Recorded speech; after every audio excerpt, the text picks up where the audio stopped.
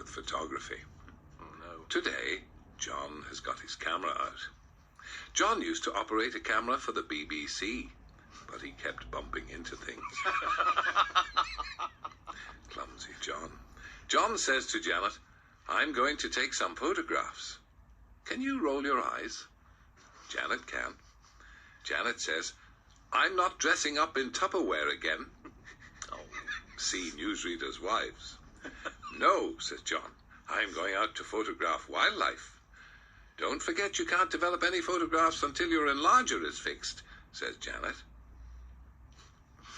Somehow I know where this is going. John takes his camera for a walk down the old railway line. At the top of Mill Lane, John sees Mrs. Spence. Mrs. Spence is taking photographs of birds. "Hello, Mr. Marsh," says Mrs. Spence. "Did you get any nice shots?" "I think so," says John, "but I can't use my darkroom until I get a new bulb for my enlarger." "I only ever use my digital camera now," says Mrs. Spence. "Would you like to pop around and use my darkroom?" "Yes, please," says John. Mrs. Spence makes John a cup of tea while he is printing his photographs. Kind Mrs. Spence. When John has printed his photographs, Mrs. Spence shows John the pictures she took. There is a swallow and a pheasant, and John has a nice photo of a woodcock. That's not funny. I don't see anything funny about it. No, just a bird. John thanks Mrs. Spence for the tea and goes home to Janet.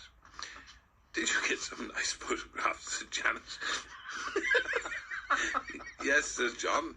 "I saw Mrs. Spence.